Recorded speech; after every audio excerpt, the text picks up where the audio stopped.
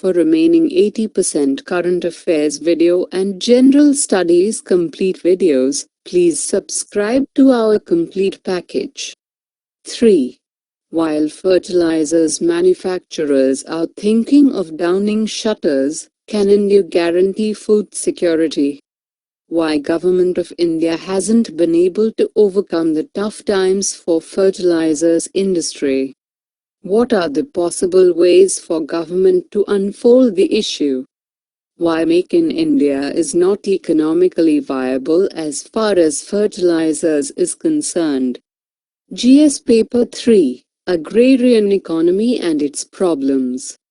The existing situation in India affiliated to fertilizer industry. Unpaid fertilizer subsidy bills to the industry have crossed Rs 40,000 crore and will likely to reach Rs 48,000 crore by the end of this fiscal year, as per industry estimates. The budget reallocation of about Rs 73,000 crore for fertilizer subsidy is nowhere near the reality on the ground. Arrears are mounting year after year. So some fertilizers manufacturers are seriously thinking of downing shutters. The result is that imports are rising and production is largely stagnant, exactly the opposite of the aims of the Make in India campaign. Why Government of India hasn't been able to overcome the tough times for fertilizers industry? Our prices of urea are perhaps the lowest in the world at around $85 per million ton against $265 per million ton in China and more than $360 per million ton in Pakistan. Urea is provided to farmers at a fixed subsidized MRP of Rs 5,360 per ton. The difference between the cost of production and MRP of urea is provided as subsidy to manufacturers. As a result, urea subsidy bills piled up, making government to hang up. What are the undesirable effects of providing urea at low price? It leads to a higher subsidy burden. And when the government cannot pay up and postpones payment year after year, the industry gets deeply demoralized. It leads to rising of imports, contrary to the Make in India slogan. More than 1/3 of nitrogen for consumption is imported today, compared to less than 10% or so in 2001. Because of the highly distorted prices of nitrogen, phosphorus and potassium, the use of these nutrients is imbalanced, damaging soil fertility and breeding inefficiency in their usage. Low prices leads to smuggling of urea to neighboring countries. What are the possible ways for government to unfold the issue? First and foremost, clear the arrears to bring some optimism in the industry and resurrect the government's budgetary credibility. If not in one go, the finance minister could commit to doing this over 2 years. The government should bring urea under the nutrient-based subsidy (NBS) scheme and recalibrate the relative prices of nitrogen, phosphorus and potassium. Urea prices should go up and phosphorus and potassium prices inch down a bit. This will help encourage a balanced use of nitrogen, phosphorus and potassium, while the overall subsidy may remain the same. Government must propagate modern techniques like fertigation and bring soluble fertilizers under the NBS scheme. Through fertigation, soluble fertilizers can reduce the overall consumption of fertilizer, while boosting agricultural productivity and soil health, good economics, higher productivity, and greater environmental sustainability.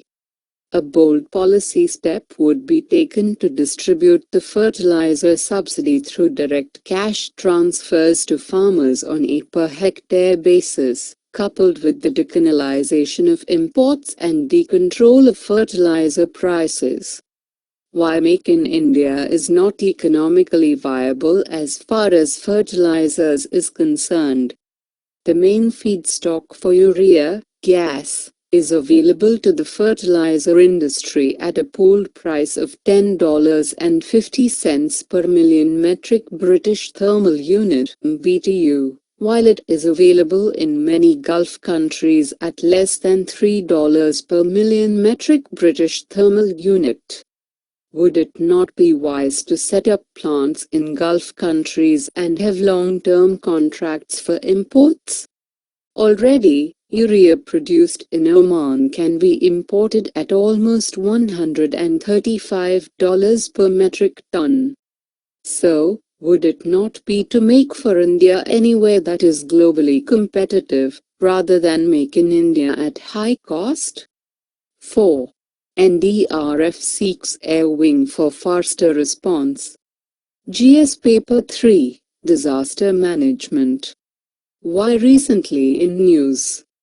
Drawing from its experience in dealing with recent disasters, the National Disaster Response Force, NDRF, is seeking its own dedicated aviation wing. It is also looking at increasing its manpower in a phased manner to 20 battalions from its present 12. Experience of past natural disasters show that adequate response ahead of an impending disaster is a critical element in minimizing casualties. So, pre-positioning NDRF ahead of a disaster and providing quick response after the calamity strikes are important, and for that it requires its air wing. When did NDRF came into being? Discussions on the need to have a specialized response mechanism to respond to disasters started in the wake of the Odisha supercyclone of 1999 and Gujarat earthquake of 2001. This finally led to the Disaster Management Act 2005, which led to the creation of the NDRF with 8 battalions. The National Disaster Response Force, NDRF, is an Indian police force constituted for the purpose of specialist response to a threatening disaster situation. Role and mandate of NDRF: specialized response during disasters, proactive deployment during impending disaster situations, acquire and continually upgrade its own training and skills, impart basic and operational level training to state response forces, police, civil defense and home guards, community capacity building program, public awareness campaign, exhibitions, posters, pamphlets, literatures. What made NDRF a unique force in the world? The only dedicated disaster response force of the world. The only agency with comprehensive response capabilities, having multidisciplinary and multi-skilled, high-tech, standalone nature. Experienced paramilitary personnel specially trained and equipped for disaster response. Capabilities for undertaking disaster response, prevention, mitigation and capacity building.